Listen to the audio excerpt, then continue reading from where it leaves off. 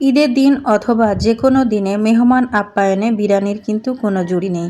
বিরিয়ানি আমার সবসময় ভালো লাগে, তাই ভাবলাম যে কোরবানির মাংস দিয়ে একটু বিরিয়ানি রান্না করি। আর আমার মেয়ে আছে, সেও অনেক বেশি পছন্দ করে। তবে মেয়ের বাবার খুব একটা বেশি পছন্দ না, তাই মামিয়ের খেতে খুব ইচ্ছে করলো, তাই বানিয়ে ফেললাম ঝটপট বিরিয়ানি। আপনাদের কার কার বিরিয়ানি পছন্দ অবশ্যই কিন্তু আমাকে জানাবেন। আজকে আপনাদের সাথে বিরিয়ানির পুরো রেসিপি শেয়ার করব। যারা বিরিয়ানি রান্না করতে পারেন না তারাও কিন্তু একবার দেখলে এই বিরিয়ানি পারফেক্টভাবে রান্না করতে পারবেন। চলুন দেখে নেওয়া যাক মূল রেসিপি। তো রেসিপিটি করার জন্য এখানে আমি যে মাংস কষিয়ে নিচ্ছিলাম, এখানে একটা মাংস কষাতে পেঁয়াজ, মরিচ, ঝালের গুঁড়া, মানে যা যা মশলা লাগে সব কিছু দিয়েছি। শুধু একটা মশলা এখানে এক্সট্রা দেওয়া আছে, এটা হচ্ছে জায়ফল জায়ত্রীর গুঁড়া। আর পরে যেগুলো আমি মিক্স করব সেটা আমি আপনাদেরকে দেখিয়ে দেব। মনের ভুলে আমি ভিডিওগুলোকে ডিলিট করে ফেলেছি, মাংসগুলোতে কি কি মশলা দিয়েছিলাম। এজন্য এরকমভাবে আপনাদেরকে আমি দেখাতে বাধ্য হচ্ছি, কারণ একটা ভিডিও মেক করতে অনেকটা সময় লাগে, তাই এরকমভাবেই করছি। তো আপনাদেরকে আমি বলে দিয়েছি কি কি মশলা আমি ইউজ করেছি। মাংসটাকে খুব ভালো মতো কষিয়ে নিয়ে এই যে এখানে আমি এই মাংসটা কষানোর জন্য পানি দিয়ে দিয়েছি পরিমাণ মতো। আমি রাইস কুকার হাঁড়িতেই কিন্তু মাংসগুলোকে কষিয়ে নিচ্ছি। যেহেতু হাঁড়িটা একটু বড় আছে, ভাবলাম এটাতেই রান্না করি, তাহলে বিরিয়ানিটা অনেক বেশি সুন্দর হবে। তো হাঁড়িটাতেও খুব ভালো মতো সেট আপ হয়ে যাবে, ছোট বড় আর হবে না। তো আমি এই যে মাংসটাকে কষাচ্ছিলাম। তো কষানোর লাস্ট পর্যায়ে এখানে আমি কাজু বাদাম বাটা, কিশমিশ বাটা এবং পেঁয়াজ বেরেস্তা বাটা দিয়ে দিলাম। লাস্টের এই সময় দিলে কি হবে, নিচে লেগে যাওয়ার ভয় থাকবে না। আর যখন প্রথমেই আপনারা এই কাজু বাদাম, কিশমিশ এগুলো দেবেন, তাহলে কিন্তু বারবার নিচে লেগে যাবে, বারবার এটাকে নাড়াচাড়া করতে হবে, পুড়ে যাওয়ার ভয় থাকে। এজন্য চেষ্টা করবেন মাংস কষানোর লাস্ট পর্যায়ে এগুলো ব্যবহার করতে। তো আবার ঢাকনা দিয়ে ঢেকে দিয়েছিলাম। তারপরে যে ঢাকনাটা উঠিয়ে আমি আবার ওই মাংসগুলোকে খুব সুন্দর মতো নেড়েচেড়ে দিয়ে দিচ্ছি। আর এর মাঝেই কিন্তু আমার গরুর মাংসগুলো খুব সুন্দর মতো সিদ্ধ হয়ে গিয়েছে।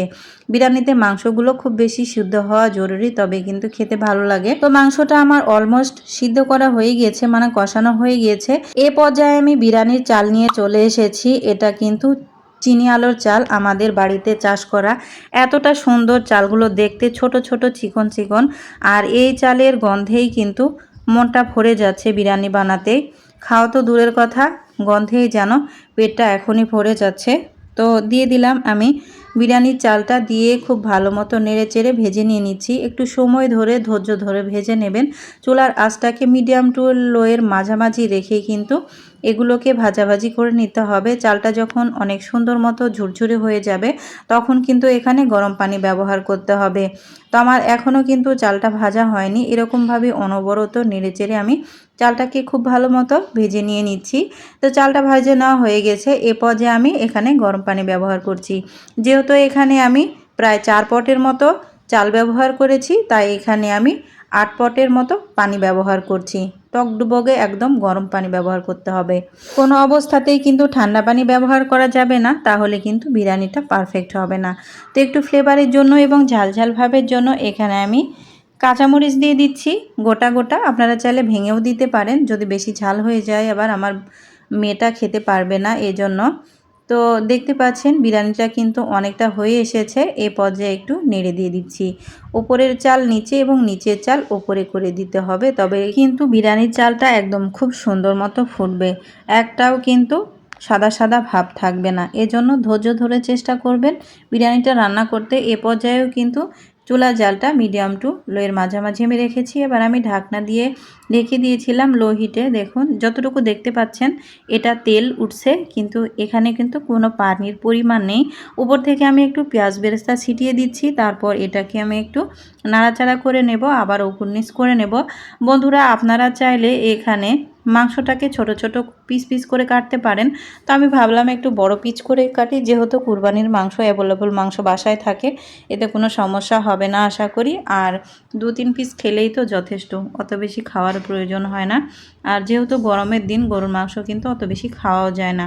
তো নেড়ে চেড়ে দিয়ে আমি আবারও উপর থেকে একটু পেঁয়াজ বেরেস্তা ছিটিয়ে দিয়ে ঢাকনা দিয়ে ঢেকে এটাকে দমে রেখে দিয়েছিলাম 5 থেকে 10 মিনিটের জন্য। তো ফিরে আসছি 5 থেকে 10 মিনিট পরে। দেখতেই পাচ্ছেন কতটা সুন্দর ঝরঝরে একদম বিরিয়ানি হয়েছে, একদম পারফেক্ট। খেতে কিন্তু মাশাআল্লাহ অনেক সুস্বাদু হয়েছিল। এই কুরবানির ঈদে কে কে গরুর মাংসের বিরিয়ানি খেয়েছেন অথবা খাসির মাংসের বিরিয়ানি খেয়েছেন অবশ্যই কিন্তু আমাকে কমেন্টসে জানাতে ভুলবেন না। বন্ধুরা, আমার আজকের এই কুরবানির ঈদের বিরিয়ানির রেসিপিটি কেমন লেগেছে অবশ্যই কমেন্টসে জানাবেন। আজকের মতো এখানেই বিদায় নিচ্ছি। দেখা হবে অন্য কোনো রেসিপি নিয়ে। সে পর্যন্ত ভালো থাকবেন, সুস্থ থাকবেন।